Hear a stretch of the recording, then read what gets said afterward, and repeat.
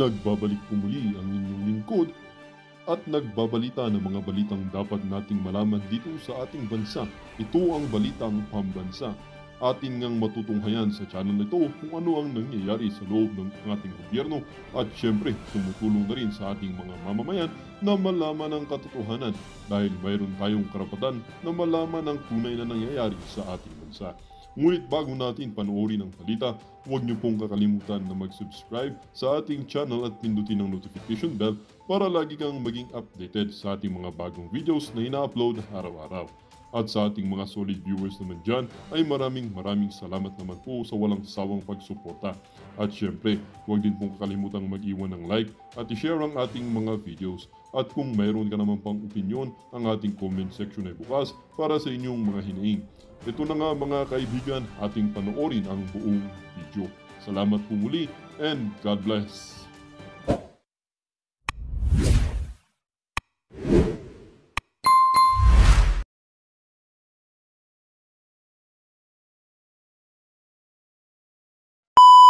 Pinakamatalino at pinakamalinis na congressman.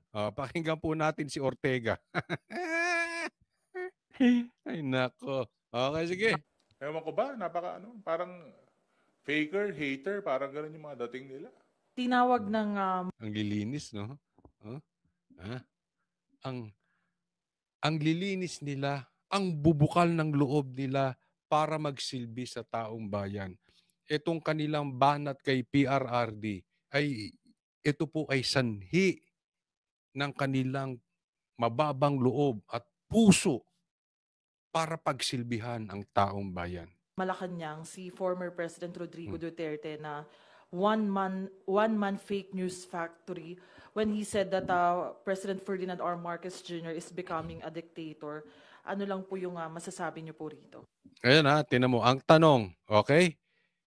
Anong masasabi nila na sinabi ni PRRD na diktador daw etong si Marcos? Well, ako dun sa statement, ang hirap po talaga parang I'm leaning towards that statement na parang factory sila ng fake news, pati yung mga data nila, pati yung mga rally nila para talagang parang ang tawag dito, parang literally factory ng fake news kung baga. Yan. Tapos itong ano nila, papansinin ninyo, lahat po sila naka-orchestra. Ano ibig sabihin naka-orchestra? Halatang halata na ito ay may pag-uusap sila na ito ngayon ang ibato natin sa mga Duterte. 'Di ba? Una, pinapatawag ang mga pogo vloggers at mga fake news vloggers. Yan na po ang tawag sa atin. Basta konektado sa DDS, fake news. Ito si Ortega, ang kino-question niya, parang, ewan ko ba, parang ito yung mga fake news factory, pati yung rally nila. Anong fake news doon sa rally ng Duterte? Yung sa Cebu? Is that fake news? Ganong kadaming tao, ibig mo sabihin yung mga pumuntang ganoong kadaming tao doon, Ortega, fake news. Alam mo, yan ang ano nila yan ang spin nila. Yan po ang kanilang gustong palabasin na ikokonekta kay PRRD. Fake news. Na ba nahalata nyo? Alam mo, isusunod nilang ikokonek. Pansinin mo, lahat sila ngayon binabanggit jet ski. Binabanggit ni Tariela itong jet ski, binabanggit nitong si Claire yung jet ski, at kung sino-sino pa sa kanila. Si Claire ba yun? Hindi ko maalala kung si Claire nga. Pero may mga nagbabanggit sa kanila at ito yung mga 2-3 na po sa kanilang nagbabanggit. Yan na po. Nakikita nyo yung direksyon. Parang meron silang isang GC. Okay, i-connecta ninyo sa mga Duterte, kay PRRD, ang fake news. Next, i-connect nyo sa kanila yung jet ski. Ikita nyo yung landasin nila. Pero, ito yung sinasabi ko, in the first place, mali na agad yung tanong ng media. Or kulang yung tanong ng media. Kasi, pag tiningnan po ninyo, pati yung media parang finifeed. Alam mo, napansin ko yan, nung may interview sa amin, nag-press con si Attorney Torion, at kadalasan ng tanong about doon sa patay. Patayin yung anong komentaryo ninyo doon sa sinabi ni PRRD na patayin itong mga 15 senators. Again, parang ibinato sa GC, tapos lahat silang media, yun ang kine-question. Ang tanong ko nga sa inyo, binanggit din ni PRRD, lahat na po dininay nyo. Even yung diktador, bakit hindi nyo i-deny na adik si Marcos? Ibig bang sabihin itong si Ortega, si Tarriela, si Torre, si Claire, sinasabi si Marcos ay hindi diktador pero adik? Sino pa to? Sino pa yung isa? Oh, ganyan sila lahat. Lahat pinagtanggol nila. Lahat ang direksyon nila hindi diktador si Marcos. Pero ni isa sa kanila, walang umimik patungkol sa drug addiction ni Marcos. As for me, kung ako tatanungin ninyo, pag tiningnan ko ito, lahat po i-deny nila. Pero hindi nila kayang i-deny yung drug addiction. Kaya nga ang taong bayan, alam mo, naniniwala. Hindi sila maniniwala sa kahit anong sasabihin ninyo until magpa-drug test si Marcos. Pero bago po yan, ito kailangan nating sagutin. Bakit kailangan banatan si PRRD? Let me remind you, Marcos, Ortega, Barbers, at kung sino-sino pa sa inyo, Attorney Claire, etc. May bagong sampa, meron silang bagong aso eh. Torre, Tarriela, etc. Sabihin nyo doon sa presidente nyo, wag iyakin. Bakit? Sino ba ang unang bumanat? Kasi campaign po ito eh. Nung campaign, binanatan niya agad si PRRD. Idinidikit niya sa Pogo, idinidikit niya sa patayan sa EJK, tinawag na yung wala nang makuha si PRRD kung hindi pinabili ng suka. Again, ibig sabihin, sino ang unang umatake? Tapos, pag pumalag si PRRD, para kayong mga iyakin. Papaatakihin mo yung mga aso mo. 'Di ba? Ano bang gusto ninyo? Pag inatake nyo si PRRD, manahimik si PRRD. Tapos gumanon. Sorry na, sorry. Sorry. Ganon. Tingin nyo, kaya nyong gawin kay PRRD yun, tuta. 'Di ba? So huwag kayong magpaawa effect. Ortega, huwag mo sabihin fake news. Unang umatake yung bossing mo eh. Yung amo mo unang umatake. And yet, hindi niya ma-deny itong droga. Tapos pag sumagot si PRRD, galit na galit kayo. Hindi nyo katulad na inutil si PRRD. Nasusunod-sunod lang, basta may kapangyarihan at pera. Ito tingnan ninyo ha. Bakit ba kailangan banatan si PRRD ay hindi naman siya kandidato? Diba? Alam mo, tama po si PRRD. Kung akong tatanungin ninyo, sa pulsa ba nga yung sinabi ni PRRD na ayaw bumaba ni Marcos, gusto nila tuloy-tuloy sila sa power. Alam nyo po, anong patunay niyan? Yung banat ni BBM kay PRRD sa kampanya na wala namang koneksyon si PRRD, hindi naman siya kandidato, hindi kailangan sirain si PRRD, hindi kailangan pabahuin, hindi kailangan babuyin si PRRD, pero ginagawa. Pansinin niyo, pinagtutulungan na siya. Meron silang dog pound na taga-atake kay PRRD. Bakit? This has to do for 2028 elections. Hindi po nakatuon si Marcos dito lang sa eleksyon ngayong 2025. Kailangan gibain ni BBM si Marcos as early as now sa kampanya na hindi halata na galit siya kay PRRD. Kasi kung babanatan niya sa ibang paraan, magmumukhang bitter si BBM, tama? Pero kung babanatan niya, ngayong kampanya, lalabas na parang ikinakampanya niya yung kanyang mga senador. Pero hindi. Ang motibo talaga ni BBM, sirain ang pangalan ng Duterte. Kaya tamang-tama yung sinabi ni PRRD. Ayaw lang talaga nitong bumaba. Pansinin nyo, yung mga senador, anong sabi ni Tito Soto, anong sabi ni Erwin Tulfo at iba pa mga senador, hindi kami makikipagbatuhan ng negatibo. Ipapakita namin kung ano maigagawa namin sa Pilipino.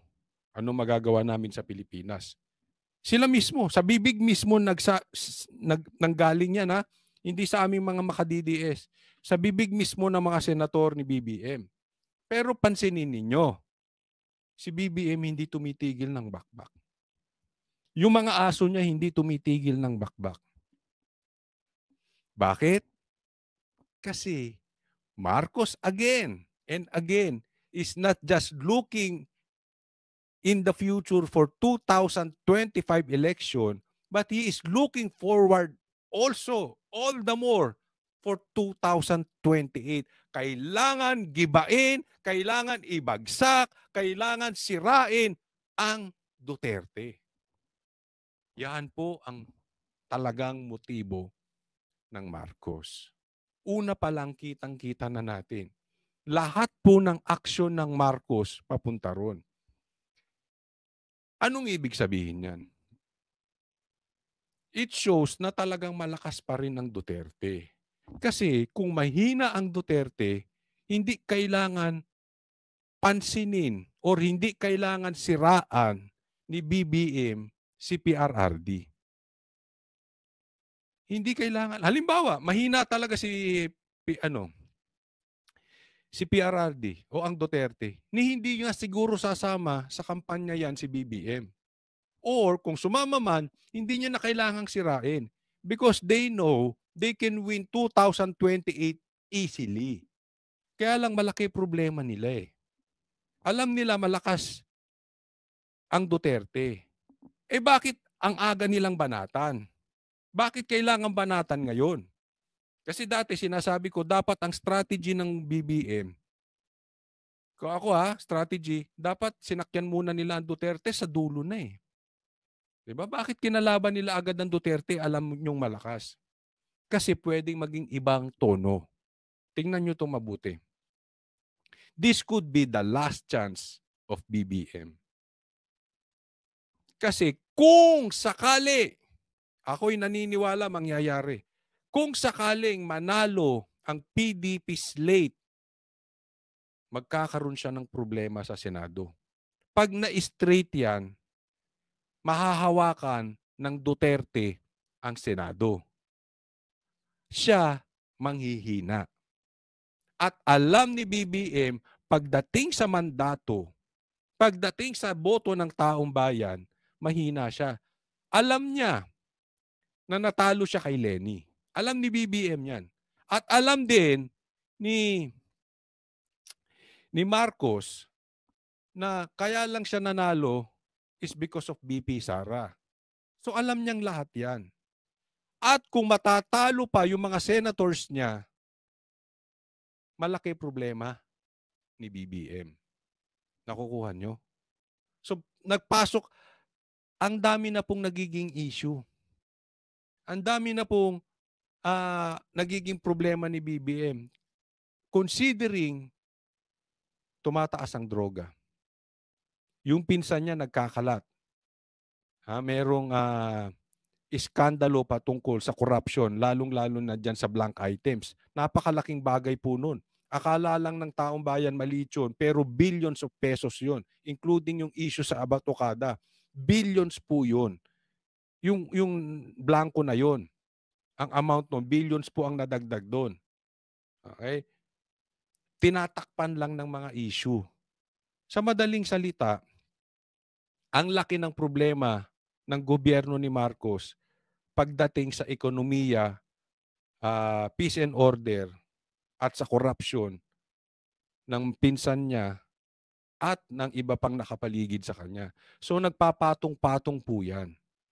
No? So as early as now, kailangan hawakan niya. Habang, you know what? Kailan ang election? May? March, April, May. This is the most powerful, probably, last hurrah ni Marcos. Let me repeat that again para sa DDS. This could be the last hurrah of Marcos. Kaya po pagtulong-tulungan po natin na panalo natin vote straight PDP. Dahil after niyan, babaliktad na ang mundo pag nanalo ang PDP slate.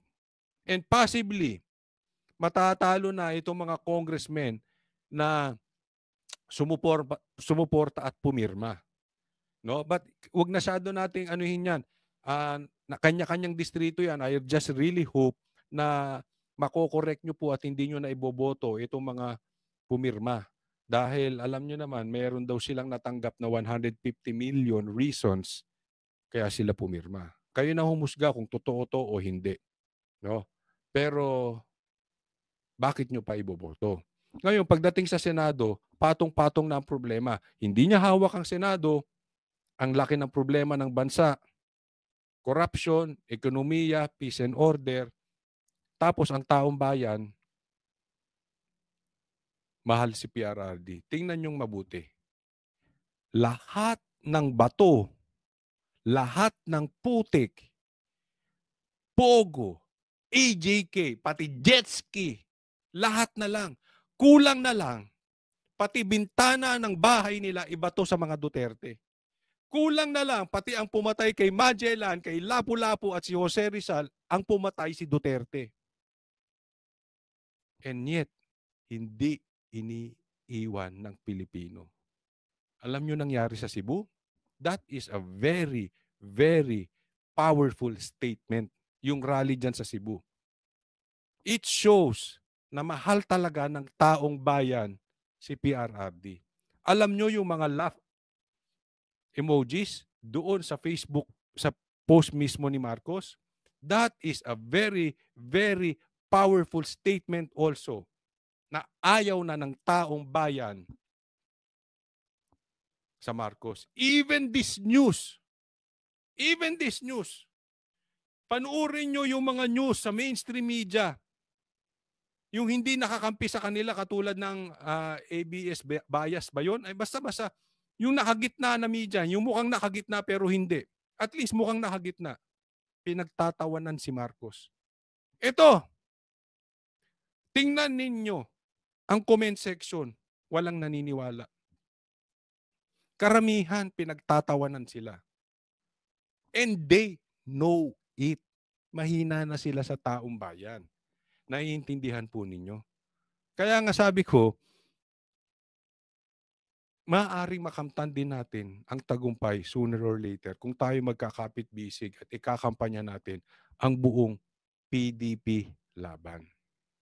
Malaking bagay po yun. Malaki na po ang magiging problema nitong Marcos administration at titino itong House, titino itong Quadcom, titino itong threesome, titino itong Young Guns, titino itong mga ito. Kasi mahahawakan ng Senado. Again, masakit sa kanila, hindi iniiwan ng taong bayan ng Duterte. So nauubusan na po sila ng pamamaraan. And until now, andyan pa kayo, andyan pa tayo. Tanong ko sa inyo, iiwan nyo ba ang Duterte? I really don't think so. Kaya alam nyo pati yung Cebu, pinilit nilang sirain yun. May mga vloggers na nagpapalabas. Na galing naman sa kampo din nila, yung nagpalabas ng video na kunwari maraming tao, yung pala concert. Pero galing din sa kampo nila yan, alam nyo kung bakit? Hindi naman kasi issue dito. Maaring yung mga nag-post, hindi ko pinost yun pero yung mga ibang nag-post, maaring nagkamali. But this is not the issue. Whether yung post na yun ay concert o hindi, the issue here, ang tanong dito ito, marami bang tao doon sa Cebu rally or marami? Yun lang Sige, sagutin ninyo ako. Kasi po, alam mong ginawa nitong itong kampo ng mga bangagers tsaka magnanakaw, naglabas sila ng videos. Tapos, merong misleading, yung pala, concert daw di umano. So, pag pinost yung pinick up ng ibang mga DDS vloggers, sasabihin, fake news ang mga DDS vloggers. Katulad ng sinasabi nito si Ortega. Mga fake news vloggers yun. Hindi po fake news vloggers yun. Nagkamali lang. But the intention here is to show that marami ang tao sa Cebu. Ang tanong ko sa inyo, mga stupidong vlogger, konti ba ang tao sa Cebu? Yun ang bottom line doon. Oo, ba't kayo ba hindi nagkakamali? Ang punto rito, yung ano bang gustong palabasin? Yung gusto ba nilang palabasin na maraming tao, fake news? O talagang marami? O maraming, Ortega? Is that fake news? Yan ang sinasabi ko eh. Yung spin nila, laging misleading. Bakit? Gaya sa amon niya. Ano itong amon niya? Anong sabi ng amon niya? Wala akong pinirmahang blanco. Kita nyo kung gaano sila katanga o nagtatanga-tangahan. Hindi yun ang issue. Yung pinirmahan mo galing sa blanco. Wala namang sinabi si PRRD yung pinirmahan mo sa GAA ay blanco. Ang sinabi nila PRRD, blanco galing sa BICAM. Sino nag-fill up? At ba't mo pinirmahan? Anong klase kang presidente? Nakikita nyo kung paano nila i-mislead yung taong bayan? They are the ones who are fake news bloggers or fake news president. Sila yun eh. Pinapasa lang. Kailangan ko pong linawin ito bago ko ipakita tong video na ito. Pasensya, pero expect this. Kahit yung senador ni Marcos ay ayaw ng negative campaigning, Marcos, I believe, in my opinion, Marcos will continue attacking PRRD in desperation to position himself or his family for 2028. Sana lang, pakisagot sa congressman, kila Torre, kila Attorney Claire, doon sa mga nagtatanggol, doon sa media, pakitanong nyo rin. Yung sinabi ni PRRD na bangag ang presidente. Please address this question also. Tuloy tayo. Pag hinold sila accountable ng tao, kakambyo naman sila na joke lang daw yun. Parang nagmumukha tuloy silang joke eh. So, ewan ko, parang ano bang tawag mo doon sa hari na? Diba, lahat sila, yun ang pinopokus, yung patay. Pero hindi yung hindi yung problemang drugs. Diba? Do you see hypocrisy sa mga taong to? Anong karapatan yung magsalita doon sa 125 million ni BP Sarang confidential funds na yung iba ay mas malaki ang confidential funds. Yung iba nga, ang pagkakaalam natin ay nasa nasa daang milyon na napakalayo ng agwat sa confidential funds ni BP Sara. Anong karapatan ninyo? Anong kaplastikan, kaipokrituhan yung ginagawa ninyo? Father faker? Father Magpapatawa. ng mga fake news? Ganun? Mother faker? Hindi ko alam kung Papatawa. paano tatawag natin sa kanila. So, ganyan, mga asar sila. 'Di ba? Okay. Okay lang 'yan. Sige, mga asar kayo. 'Di ba? Pero, huwag kayong iyakin pag gumanti si PRRD. Yan ang problema eh. Yan sinasabi ko, unang umatake si BBM.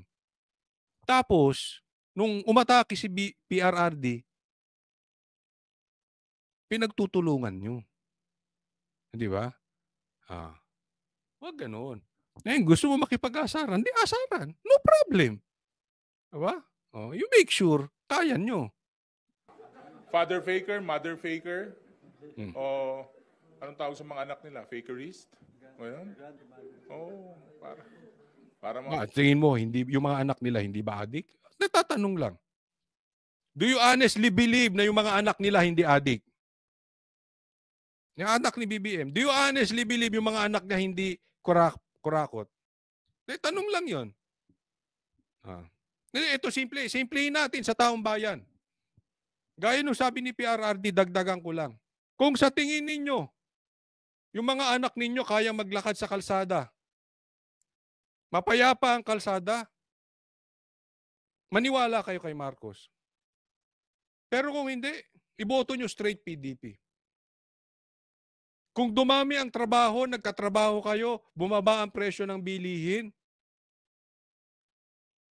maniwala kayo kay BBM. Pero kung hindi, iboto nyo straight PDP. Kung sa tingin ninyo hindi nawawala yung Maharlika funds, iboto ninyo yung mga kandidato ni BBM. Pero kung sa tingin ninyo nawawala na yung Maharlika funds, nawawala na yung mga ginto natin, naibenta na, vote straight for PDP. Simplehan na lang natin ang usapin. Kung sa tingin ninyo walang blank items, suportahan ninyo, iboto ninyo yung mga senador ni BBM. Pero kung pinaiikot lang tayo at talaga may blank items at gusto nilang palusutin yan dahil may karagdagang budget sa AKAP para maging mistulang vote, legalized vote buying, iboto nyo PDP straight. Kung naniniwala kayo kay Ortega, iboto ninyo yung sinasabi ni Ortega, mother faker. Kung naniniwala kayo kay Ortega, boto nyo si Ortega at lahat ng senador niya. Pero kung sa tingin ninyo, mas kapani-paniwala ang sinasabi ni Baste at ni Pulong, vote straight for PDP. Enough said? Ganun yung dating. Kayo na lang magsabi. Sino mas may credibility? Sino mas maraming nagawa sa bansang Pilipinas? Marcos or Duterte? Nila para mga super villains. Ewan ko ba? Ano nakukuha nila sa pag-imbento ng fake news saka Ito, isa pa. Kung sa tingin ninyo, sinusuportahan ni Marcos ang mga NPA, komunista, mga kaliwa, rebelde, ba't nyo siya iboboto? Kung hindi niya sinusuportahan at kinakalaban niya, boto nyo sila. Ngayon, ganun din kila PRRD. Kung pinakalaban nila ang mga NPA, komunista, mga rebelde, mga kidnapper, iboto nyo PDP straight. Kung sinusuportahan ng Duterte ang NPA, komunista, huwag nyo iboto ang PDP. Simple, di ba? Ngayon, kayo sumagot. Sino ang may problema sa paghihirap ng bansang Pilipinas? Lalong-lalo na sa House of Representatives. Parang ngayon kasi nakikita nyo napaka-aktibo ng administrasyon, katuwang ang House of Representatives. Ang dami nating naibababang tulong sa tao, ang dami nating solusyon na nagagawa. Yung mga problema natin na nandyan. Anong solusyon na nagawa ng House of Representatives? Kaya sige nga, tanungin ko kayo. Pakituruan nga ako. Pakilagay nyo nga dyan sa comment section. Sige nga, anong nagawa ng House? Anong nagawa ng congressman sa distrito nyo? May natayo bang tulay? May infrastructure ba? Gumanda ba yung syudad nyo o gumanda yung bahay nila? Hindi. Kayo ng taong bayan ang sumagot sa mamang ito. Baka sabihin bias ako eh. Sige. Ano ang nagawa ng House of Representatives sa distrito ninyo? Ang target natin, mahanapan ng solusyon. Pero bawat galaw sa bawat pagtulong sa taong bayan, pagbigay ng positive na response sa katulong, gagawa na naman nila ng fake news. Tingnan mo to. Gagawa nila ng fake news. Sino bang naunang umatake? Sino bang unang umatake?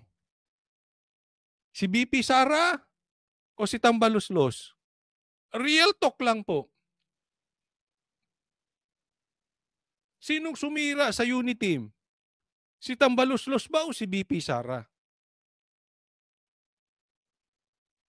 Sinong unang umatake sa kampanya? Si Marcos ba o si PRRD? Para naman tayong ginagawang tanga ng mga ito eh. Mag-iimbento na naman sila ng hindi totoo na mga sitwasyon.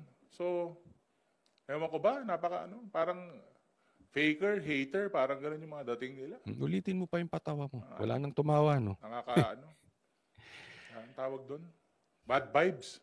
Di ba? O, next po tayo. Ay, nako. So, ituloy natin. Isa pang sip-sip. Ako, wala akong nakikitang indikasyon or karakteristik ang Pangulong Ferdinand Bongbong Marcos na masasabi kong leaning towards or leading towards dictatorship. Diktador ba yung minumura ka?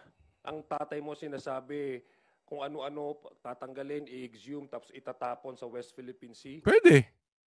Pwede. Pwedeng diktador yun. Bakit? Kaya nga namumura na siya eh. Dahil yung galit ng taong bayan sa kanya, dahil diktador siya. Hindi ba diktador yung ginawa nila sa KOJC? Saan ka nakakita ng gobyernong ito na nambababoy ng reliyon? Saan ka nakakita ng gobyerno sa Pilipinas? Gobyerno lang ni Marcos ang nangbababoy ng reliyon. Not even yung mga gobyerno ng mga komunista nating nakadikit sa mga NPA. Di ba? Yung ginawa ni Torre, hindi ba pagiging diktador yun? Kukuhanin yung cellphone? Onion skin? Pinersonal yung vlogger? Siya nagsampa? Sila ang kumuha? Pambihira. Siya na pulis? Siya pa husgado? Wow Itatreten ang buhay mo, itatreten ng wife mo, itatreten ang Speaker of the House, ang nagkapinsan mo. Kita mo ito, nagbobobobohan. Hindi ka naman bobo, alam ko eh. Diba? Walang threat doon. Ang sabi nga, kung mamamatay si BP Sara, bakit papatayin ba ni Marcos si Sara? Tanga. Tapos every time nagkakaroon sila ng rally, ang pinakapunto nila is sirain yung isang pagkatao. Hindi lang. Hindi. Ang punto nila, bangag si Marcos, hindi kasiraan yun. We are challenging Marcos to take a drug test. Hindi kasiraan yun. Pwede namang patunayan ni Marcos hindi siya adik, hindi po kasiraan yun. Once and for all, can you discuss about the bangag? Bakit iniiwasan nyo yung usaping yun? Yung polisiya pero yung pagkatao ng isang individual tulad ni President Bongbong Marcos, tapos wala siyang ginagawa directly. He has all the power at his... Wala siyang ginagawa directly. Ano yung ginawa mo sa Uniteam? Ito, bibigyan ko po kayo halimbawa. Bakit hindi iniiwan ng taong bayan si PRRD despite ng lahat na lang ibinato na sa kanya ng gobyerno? Pinagtutulungan pa siya. Meron silang bagong recruit, si Attorney Claire. Si Torre, bumabakbak na rin. Si Tariela, binabanggit ang jet ski. Itong mga congressman, alam naman natin ang karakas nito. Kinukumpasan to ni Tamba at saka ni Marcos. Lahat sila inaatake na. Di ba? Lahat sila nakatuon na kay ano eh. Nakatuon na sila kay PRRD. Wala pa rin nangyayari. Bakit? Gutom ang taong bayan. Hindi nagpapadrug test si Marcos. Disposal, and yet he is doing nothing. In fact, ang mga response niya is so diplomatic. Characteristic ba yun ng isang diktador? Hindi, style niya yun. Ever since si Marcos, kunwari, ayoko ng impeachment. Iba ang salita ni Marcos, iba sa gawa. Ayoko ng impeachment, tapos yung anak niya pumirma. Kauna-unahan pumirma. Style niya yun, kunwari mukha siyang kawawa. Pero tingnan yung mabuti ito. One of the main reason bakit hindi iniiwan ng taong bayan ang PRRD, bukod bukod sa may sakripisyo at malinis po ang Duterte at marami silang nagawa sa Pilipinas, alam niyo kung bakit? Ayaw ng Pilipino sa traidor. Listen to this very carefully. Ang Pilipino po is a poor country. Alam natin na ayaw ng taong bayan ng inaapi, ng mang-aapi. Hindi sila papayag. At ang lumalabas ngayon, pinalibing ni PRRD ang tatay nila, ipinanalo ni BP Sara si BBM, and yet tinatraidor sila. Ayaw ng Pilipino ng abusado at higit sa lahat, traidor. Kahit anong baliktarin mo, kahit anong sabihin mo dyan, dahil congressman ka, kaya mong sabihin lahat yan.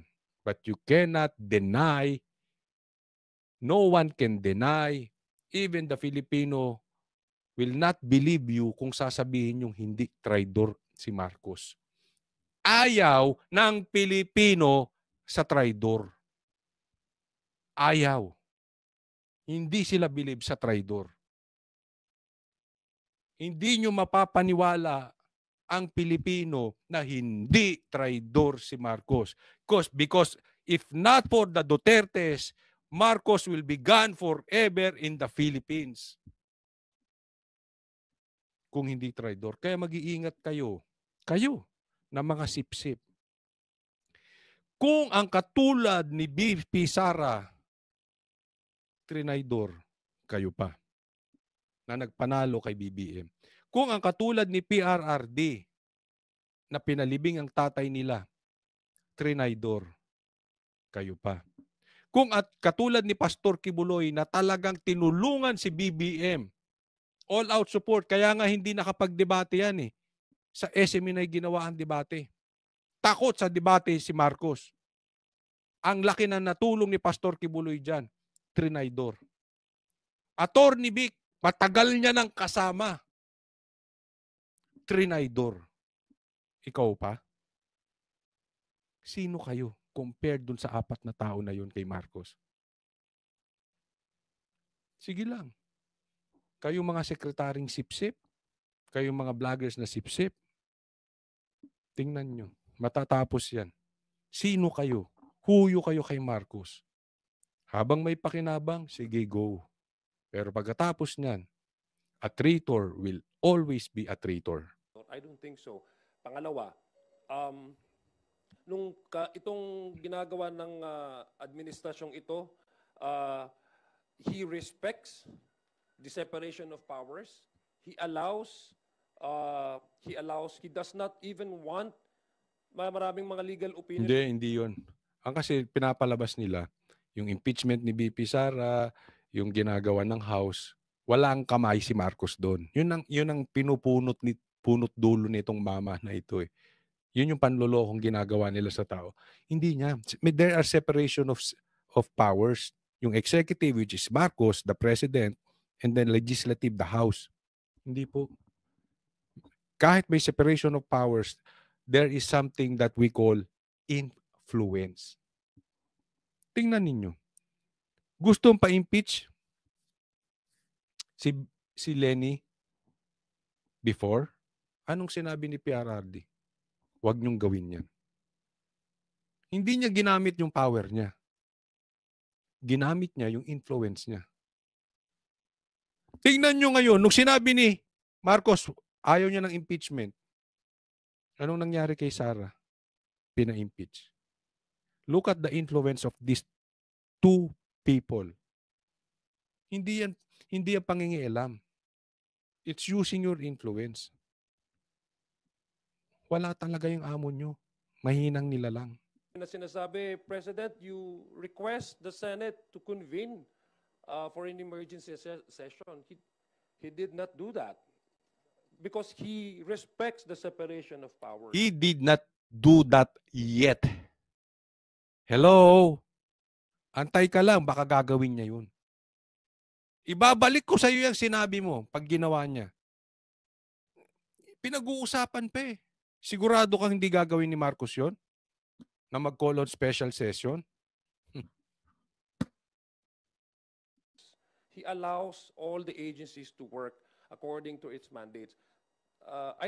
That's not an indication. Sinong loko-loko maniniwala sinasabi ng mama na ito?